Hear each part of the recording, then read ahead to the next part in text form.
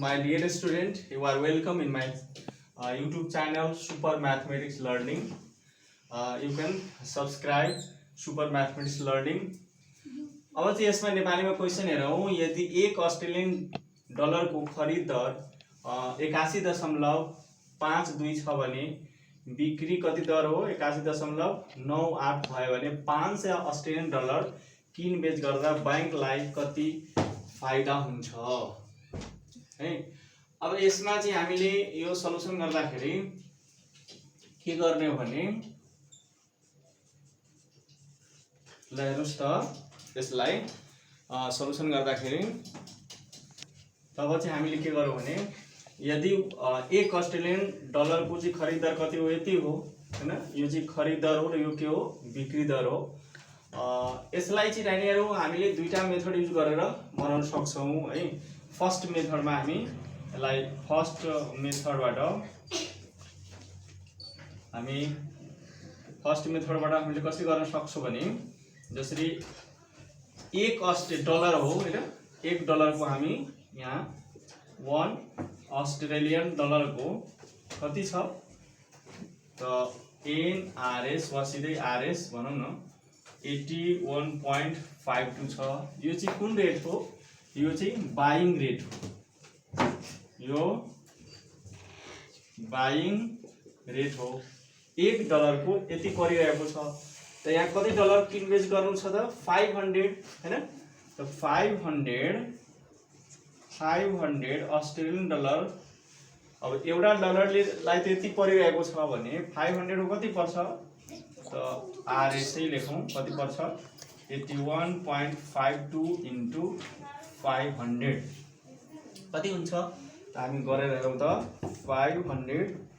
Into 81.52 कति आइरहेको छ RS 40,760। त्यस्तै गरी सेलिङ रेटमा आउनुस्। सेलिङ रेटमा एक अस्ट्रेलियन डलर को सेलिङ रेट कति छ त RS 81.98 छ हैन। अब यसलाई चाहिँ फेरि के गर्नु छ होला 500 अस्ट्रेलियन डलर बेच्नु छ त कति हुन्छ त 81.98 इन्टु 500 त कति हुने जान्छ 81.98 इन्टु 500 इक्वल्स टु RS कति हुन्छ 40,990 हुन जान्छ। यो चाहिँ हैन त हेर्नु त सेलिङ कतिमा गरेको छ 40,990 मा अनि उले कतिमा किनेको छ 40,760 मा। उलाई के भयो त प्रॉफिट भयो। So profit equals to SP minus CP। SP कति हो त 40,990 माइनस 40,760 त कति हुने जान्छ यहाँ 0, यो चाहिँ 3, यो कति हुन्छ 2 हुन्छ। अर्थात RS लाई कति हुन्छ त 230 रुपैयाँ लाई के हुन्छ त प्रॉफिट हुने जान्छ। कति प्रॉफिट हुन्छ 230 कलाई त बैंकलाई। यो मेथडबाट यहाँहरुले बनाउन सक्नुहुन्छ। यसलाई अर्को नेक्स्ट मेथडमा बनाउनु भयो भने के हुन्छ भने नि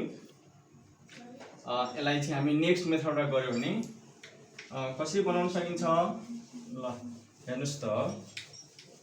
हामीलाई नेक्स्ट मेथड बनाउन गइरहेको छु। अब यसलाई 1 डलर इक्वल्स टु यति हो, यो बाइङ रेट हो। अनि त्यस्तै गरी सेलिङ रेट कति छ 1 अस्ट्रेलियन डलर को कति छ NRS कति हो भन्नुस् त 81.98 हैन। त यसको चाहिँ तपाईले एकैचोटी यो भन्दा पहिला पनि सुरुमा मैले के भनेको थिए भने कुनै पनि बैंकको प्रॉफिट र कमिसन कति हुन्छ त अर्थात सेलिङ रेट हो differentiate between selling rate and buying rate. यसको मतलब उलाई कति प्रॉफिट हुन्छ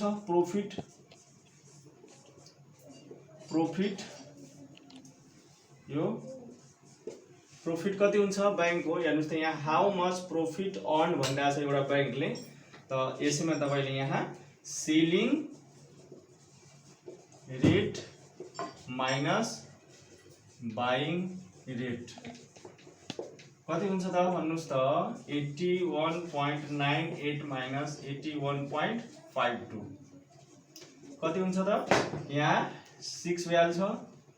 यहाँ कति हुन्छ 4 हुन्छ यसलाई माइनस गर्यो भने 0.46 हुन जान्छ यो चाहिँ यति भयो कति हो डलरको त $1 को सेलिङ र बाइङ गर्दाखेरि उलाई यति प्रॉफिट हुन्छ $1 मा त उलाई कति डलर को चाहियो अर्थात देयरफोर यहाँ तपाईले लेख्न सक्नुहुन्छ $1 मा $1 को प्रॉफिट अफ $1 कति profit of $1 equals to RS 0.46 value हैन त उलाई कति डलर मा प्रॉफिट गर्नु छ त कति डलर को कारोबार भएको छ उले $500 को है $500 को के भएको छ कारोबार गरेको छ त्यसैले $1 मा यति प्रॉफिट भयो भने 500 मा कति हुन्छ यसलाई हामी मल्टिप्लाई गरौँ त कति हुन्छ NRS मल्टिप्लाई गर्नुस् त कति हुन्छ 0.46 into 500 तब कति हुन्छ 230 यसरी के हुन्छ आन्सर हुन जान्छ अर्थात यो मेथड पनि तपाईले बनाएर युज गरेर बनाउन सक्नुहुन्छ धेरै स्टुडेन्ट हरिले 1 पाउन्ड इक्वल्स टु RS 130 को दरमा 5,20,000 को पाउन्ड स्टर्लिङ साटियो यो दरमा ले 5,20,000 को के गर्यो त पाउन्ड स्टर्लिङ साटियो र एक दिन पछि के भन्छ 10% ले अधिमूल्यन भएछ मीन्स रिभ्यालुएटेड भएछ र नेपाली मुद्रामा साट्दा बैंकलाई 5% के छ त कमिसन दिनु पर्यो भने उसको वास्तविक घाटा पत्ता लगाउनुस् अर्थात कति घाटा लाग्यो त्यसलाई इंग्लिशमा यहाँ बुझ्नुस् police exchange RS 5,20,000 into pound sterling at the rate of 1 pound equals to 130 after one day Nepali money is revaluated by 10%. Nepali money is revaluated by 10% and he exchanged to Nepali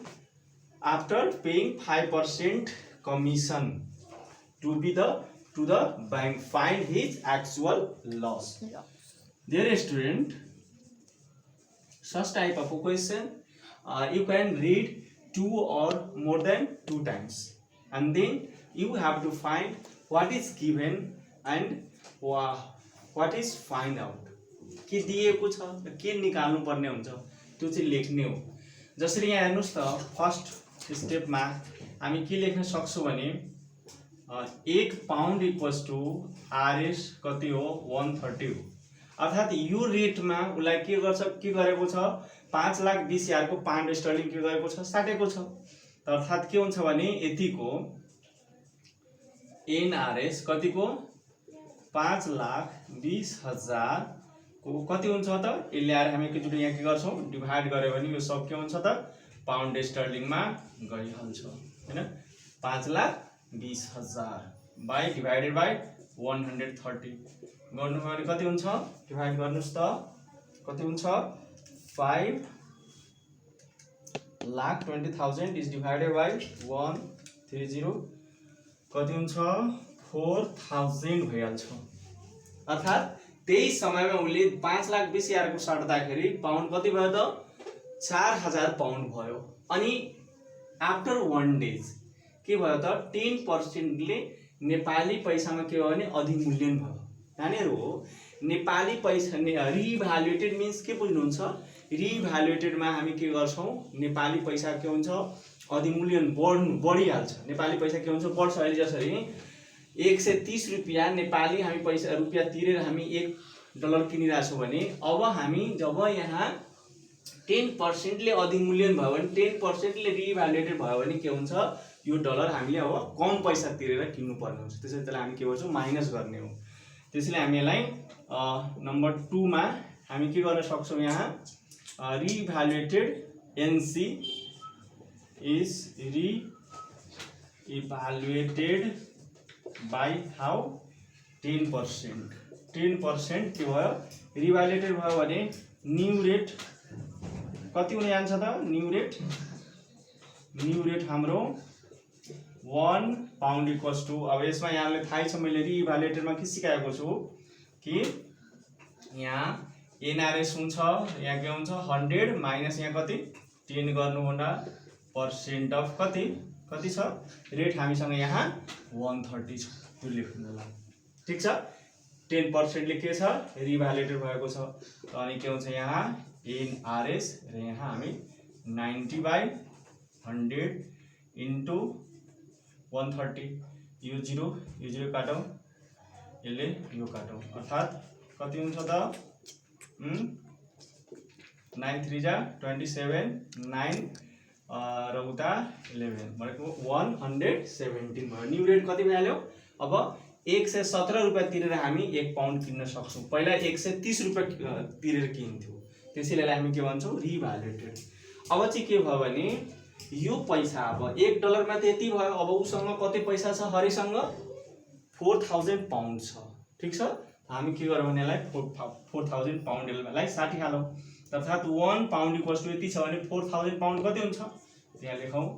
4000 pound, त्यसलाई multiply गर्ने हो कति हुन्छ 170 into 4000 pound into 170 equals to कति हुन्छ गर्नुभयो भाइ बहिनीहरु, कति हुन्छ भन्नुस् त 46, त्यसपछि अर्थात् यो कति हुन गयो हेर्नुस् त 4,68,000 हुन जान्छ है, यति भइहाल्यो उसलाई।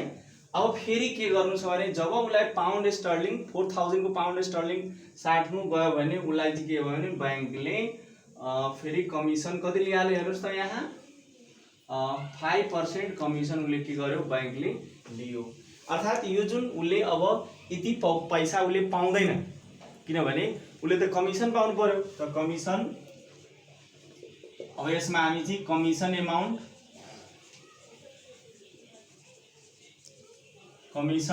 कति हुन्छ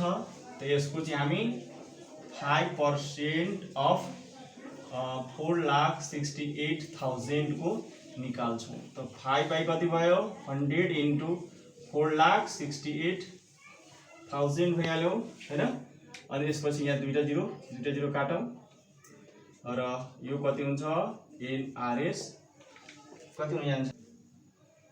23,400 आउँछ हैन, अर्थात् 23,400 आउँछ। नानीहरु यसलाई के गरे हामीले कमिसन एमाउन्ट यसरी निकाल्यौं,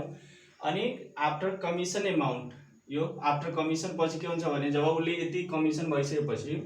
उले त 4,000 डलर को के रे अस्ट्रेलियन डलर को पाउन्ड को यति नेपाली हुन्छ, अब यसमा नि उले कमिसन लिन्छ, अर्थात् यसबाट माइनस गरेर उले के भयो त उले 4,44,600 उले यति रुपैयाँ नेपाली पाउँछ। तर उसँग पहिला कति थियो